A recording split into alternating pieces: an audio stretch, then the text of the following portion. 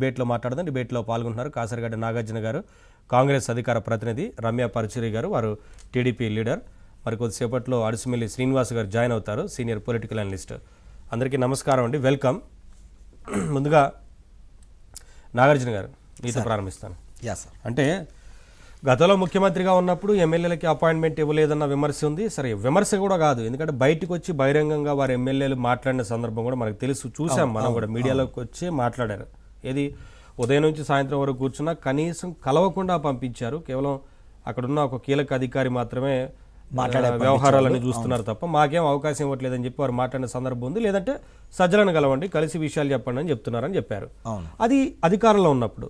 కానీ అధికారం కోల్పోయిన తర్వాత కూడా కార్యకర్తలకి కూడా టైం ఇవ్వకుండా, కార్యకర్తలు కలవడానికి కూడా పాసులు జారీ చేయడం, టోకెన్లు ఇవ్వడం చూస్తుంటే ఈ సంస్కృతి ఏంటి ఎక్కడ లేదు కదా సార్. ఇప్పుడు దీన్ని బట్టి మనం ఈరోజు ఒక ఇష్యూ కూడా చూసుకోవాలి. వైఎస్ఆర్ది కాదు కాబట్టి ప్రోగ్రాం కాబట్టి, గతంలో చంద్రబాబు నాయుడు గారు కానీ రాజశేఖర రెడ్డి గారు కానీ వాళ్ళు ఎలా ఇచ్చేసారు ఏంటని ఒక్కసారి మనం అబ్జర్వ్ చేసుకోవాలి. ఎందుకంటే వాళ్ళు గ్రౌండ్ లెవెల్ లీడరు, ప్రజా ఆధారంతో వచ్చిన లీడర్లు, ప్రజలకి అందుబాటులో ఉండాలి అని ఫుల్ టైం పొలిటికల్గా ఉండి ప్రజలకు అందుబాటులో ఉండి వాళ్ళ ప్రజల దగ్గర విన్నపాలు కానీ విన్నతలు కానీ తీసుకొని వాళ్ళనితో మాట్లాడి పంపించిన రోజులు మన దాఖలాలు చాలా చాలా చూసాం. నిన్న కాక మొన్న నారా చంద్రబాబు నాయుడు గారు కూడా ఓడిపోయినప్పుడు పార్టీ ఆఫీసులో మొదటి కార్యకర్త నుంచి చివరి కార్యకర్తగా అందరితో కలిసి వాళ్ళ దగ్గర ఏమైనా వింత పత్రాలు ఉంటో తీసుకొని వాళ్ళతో ఫోటో దిగి ఎన్ని గంటలై నిలబడి వాళ్ళతో మాట్లాడి పంపించేవాళ్ళు. మరి ఈరోజు జగన్మోహన్ రెడ్డి గారి దగ్గర ఏం జరుగుతుంది? అసలు నిజంగా ఆయన దగ్గర ఒక లీడర్ క్వాలిటీస్ ఉండయా లేవా? లీడర్ క్వాలిటీస్ లేకుండానే మనం ఒక లీడర్గా ఒక బెలూన్కి గాలి కొట్టి పైకి పంపించామా, ఆ బెలూన్ పగిలిపోయిందా అన్న సామెత ఈరోజు జనాల మధ్య వినిపిస్తుంది. ఎందుకంటే కార్యకర్తలు అనేవాళ్ళు డబ్బు తీసుకొని పనిచేసేవాళ్ళు కాదు సార్. కార్యకర్తలు అనేవాళ్ళు ఫుల్ టైం వర్కర్స్.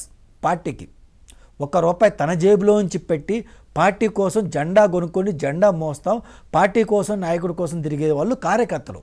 అలాంటి కార్యకర్తలు ఏ పార్టీ అయినా మొదటి ప్రయారిటీ ఇవ్వాలి. అలాంటి కార్యకర్తని గుండెల్లో పెట్టుకొని చూసుకోవాలి. కానీ జగన్మోహన్ రెడ్డి గారు ఈరోజు ఏం చేస్తున్నారు? అప్పుడెప్పుడు పాత సినిమాల్లో కానీ లేదా చదువుకునే ఇంటర్మీడియట్ చదువుకునే రోజులు కానీ డిగ్రీ చదువుకునే రోజులు కానీ చూసేవాడిని. ఏంటంటే మెస్కి వెళ్ళటానికి టోకెన్లు ఇచ్చేవాళ్ళు సార్. టోకెన్లు ఇస్తే ఆ టోకెన్ తీసుకెళ్ళి క్యూలోనో లేదా మామూలుగా టోకెన్లు తీసుకొని చూసాం. ఈరోజు అదే పరిస్థితుల్లో ఒక నాయకుడి గెలవటానికి టోకెన్లు ఇష్యూ చేయటం ఏంటి? అది కూడా ఎవరినే కలుస్తున్నావు? నువ్వు వైసీపీ వాళ్ళనేగా కలుస్తుంది, టీడీపీ కార్యకర్తలేం కాదు, కాంగ్రెస్ పార్టీ కార్యకర్తలేం కాదు, నీ సొంత పార్టీ కార్యకర్తలని బాధలు చెప్పుకోవటానికి వాళ్ళు నీ దగ్గరకు వస్తే వాళ్ళు టోకెన్లు ఇచ్చి వాళ్ళకి మీరు ఇదే మాట్లాడాలి, ఇలాగే కలవాలి, ఇదే ఉండాలి, ఇంత దూరంలో ఉండాలి, ఆయన పట్టుకోకూడదు, ఆయనకి దూరంగా ఉండకూడదు అని చెప్పి ఇలా షరతులు పెట్టి టోకెన్లు ఇస్తున్నారంటే ఇంకా నయం సార్. డబ్బులు ఇవ్వలేం అంటే డబ్బులు తీసుకొని టోకెన్లు ఇష్యూ చేయాలి, దానికి మనం సంతోషించాలి. రేపో మాపో మా జగనన్న ఒక మ్యూజియం లాంటోడు, ఆ మ్యూజియం చూడటానికి మీరు డబ్బులు తీసుకోవాలి, టికెట్ ₹100 ₹200 ఈ పే చేస్తేనే మీకు VIP పాస్ ఇస్తామని ఫ్యూచర్లో బహుశా జగన్మోహన్ రెడ్డి గారు ఇలాంటి కల్చర్ తీసుకొస్తారో మనకు అనిపిస్తుంది సార్. ఎందుకంటే ఈరోజు అసలు మేము చూద్దాం నిజంగా జగన్మోహన్ రెడ్డి గారికి తెలిసి ఇది జరిగిందా తెలియక జరిగిందా అని ఒక్కసారి మనం చెక్ చేసుకోవాలి. గతంలో కూడా జగన్మోహన్ రెడ్డి గారు వెళ్తుంటే పరదాలు అడ్డం పెట్టుకొని పోవడం జరిగింది.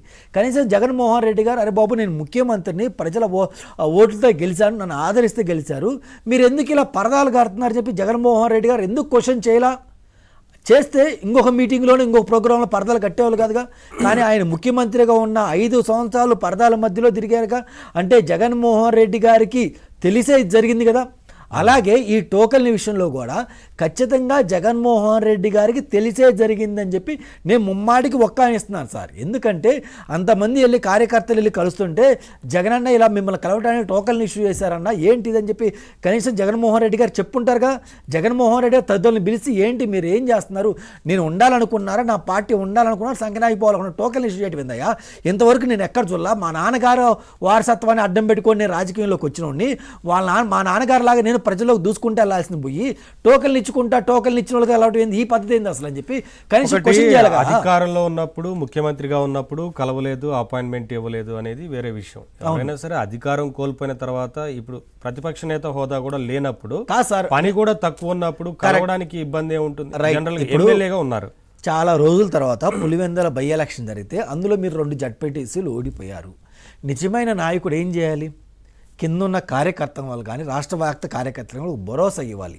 మీరేం చేయాలి, మీ తండ్రి గారి కార్యక్రమం అయిపోయిన తర్వాత ఆ కార్యకర్తలు ఎవరైతే మీ కాన్స్టిట్యున్సీలో ఉన్నారో రెండు మండలాల్లో ఉన్న పెద్దల్ని కానీ ఆ కార్యకర్తలను పిలిపించి గట్టు గ్యాదర్ చేసి సమావేశం పెట్టాలి, సమీక్ష చేయాలి. ఏం జరిగింది, అసలు మనం ఎందుకు ఓడిపోయాం, మనం ఎందుకు అన్ని తక్కువ ఓట్లు వచ్చినాయి, ఏం చేసాం, మన తప్పులేంటి, మన ఒప్పులేంటి, ఏం జరిగింది, కనీసం ఆ కార్యకర్తలు కూర్చోవాలిగా. సరే మీరు భయపడొద్దు, ఏమైనా కేసులు పెడితే ఆ కేసులు నా దగ్గర తీసుకురండి, నేను పలానా లాయర్ పెట్టేస్తాను, వాదిస్తాను, మీ మీద తప్పుడు కేసులు అని పెడితే దాని మీద నేను అండగా నిలబడతాను, ఇది నా కాంక్ష అని చెప్పి ప్రజలకు భరోసా ఇవ్వాలి కదా.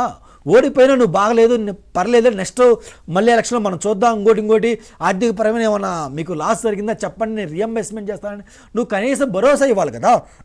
ఆ భరోసా నీ దగ్గర ఎక్కడ కనపడింది? అసలు నువ్వు సీఎంగా ఓడిపోయావు, ప్రతిపక్ష నేత కూడా కాదు కదా, నీకు ఇంకేం ఇంపార్టెంట్ పని ఉంటుంది?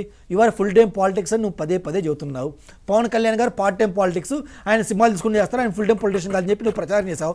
సరే నువ్వు ఫుల్ టైం పొలిటీషియన్ కదా, నువ్వు ప్రజలకు అందుబాటులో ఉండాలి కదా, నీ కాన్స్టిట్యున్సీ లీడర్కి అందుబాటులో ఉండాలి కదా.